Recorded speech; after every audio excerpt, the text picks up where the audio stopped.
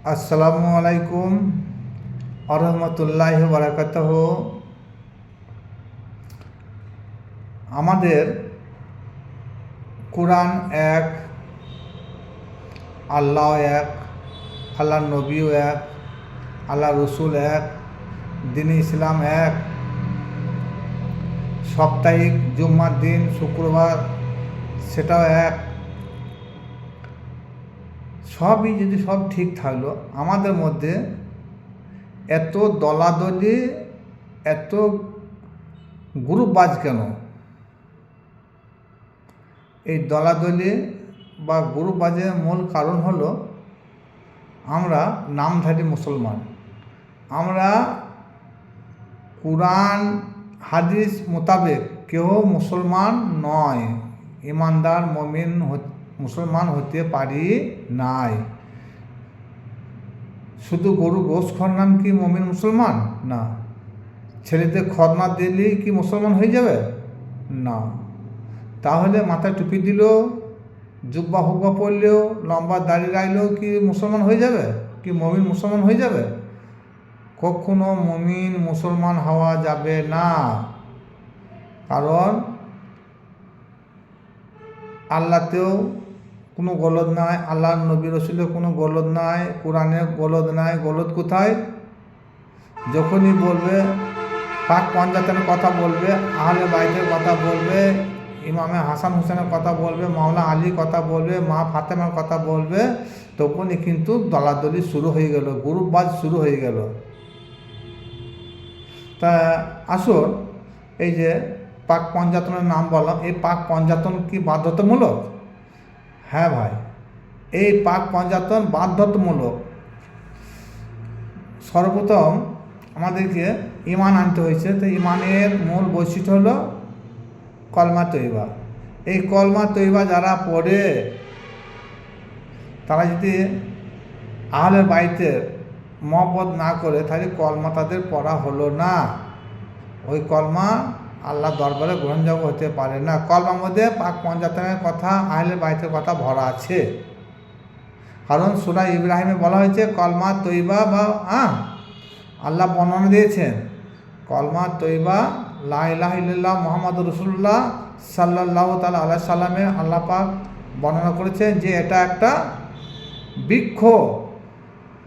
একটা উদাহরণ দিচ্ছে, এটা একটা বৃক্ষ। তার বৃক্ষের মধ্যে তার গুঁড়া আছে, ডাল আছে, ডালপালা আছে, ফুল ফল আছে। এগুলো কেন বলেন আল্লাহ?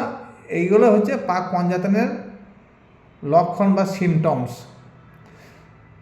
এবার আসুন, আমরা সবাই জানি যে ইসলামের প্রধান ইবাদত হলো, সেই ইবাদত হলো সালাত। তা সালাত কারা পড়বে? যারা ঈমান এনেছে, মুসলমান হয়েছে। তাই ঈমানে প্রথম বললাম কলমা পড়তে হবে, আর কলমা পড়লে আহলে বাইতের মহব্বত চায়, তারপরে মুসলমান হতে হবে। মুসলমান না হলে কোনো নামাজ রোজা হজ জাকাত কোনো কাজে লাগবে না। আল্লাহ পাক রব্বুল আলামিন আল ইমরান 102 নম্বর আয়াতে বলেছেন যে তোমরা মুসলমান না হয়ে মরো না বা কবরে এসো না। তাহলে মুসলমানের সংজ্ঞা কি? এই গরু গোছ খাওয়া, খতনা দেওয়া, টুপি মাথায় দেওয়া, দাড়ি রাখা? নাউজুবিল্লাহ, কিচ্ছু নয়। মুসলমানের মূল সংজ্ঞা হলো একজন কামেল পীর ও আল্লাহর ওলির হাতে বায়াত গ্রহণ করতে হবে। তিনি যেভাবে আমাদের চালাবেন সেভাবে আমাদেরকে চলতে হবে। মন গড়া চললে হবে না। আর তিনি আমাদের শিক্ষা দেবেন। আল্লাহ পাক রব্বুল আলামিন যে কোরআন নাযিল করেছেন সে কোরআন ভিত্তিক। সেই কোরআন ভিত্তিক আমাদেরকে তিনি শিক্ষা দেবেন। সেই শিক্ষা দিয়ে আমরা জীবন ধারণ করব, আমরা ইবাদত বন্দেগী করব। তাহলে আমরা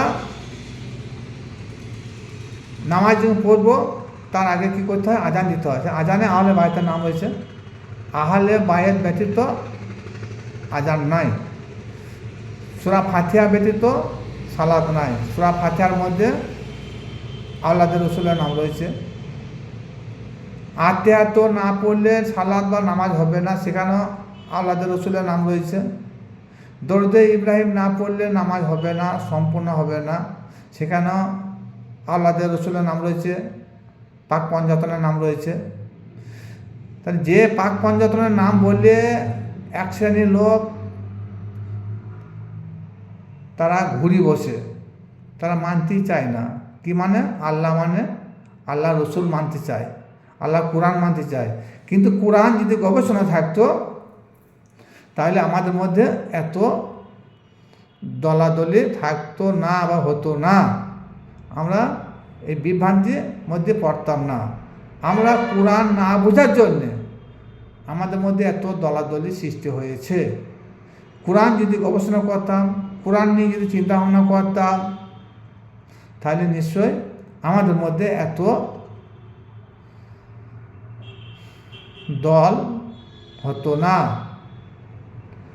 আমরা আসুন কোরআন বুঝি, কোরআন বুঝিয়ে আমরা জীবন ধারণ করি। আর যখনই আমরা সঠিকভাবে কোরআন বুঝবো, বিশ্লেষণ করব, তখন দেখবেন আমাদের এই পাক পঞ্জাতনের বা আওলাদের রসুলের প্রতি আমাদের কোনো বিদেশ হিংসা নিন্দা থাকবে না।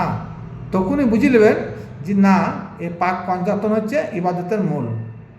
পাক পঞ্জাতন ব্যতীত ইবাদত বন্দিগি কিছুই হবে না। আর আমি ইবাদত করছি পরকালে জান্নাতে আসে জাহান্নামের ভয়ে। আরে জান্নাতের টিকিট যাদের হাতে, তাদেরকে যদি না চিনি, তাদের প্রতি যদি মহব্বত না করি, তাহলে শেষের দিনে পরকালে আমরা পার হবে কি করে? সুপারিশ পাবো কি করে? বলবেন নবী সুপারিশ করবে?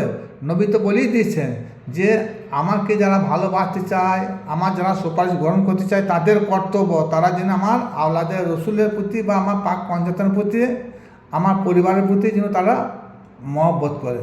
আমি তাদের কাছে অন্য কিচ্ছু চাই না, আমি চাই তাদের প্রতি, আমার সেই আওলাদের রসুলের প্রতি, আমার সেই পাক পঞ্জাতনের প্রতি একটু মহব্বত চাই।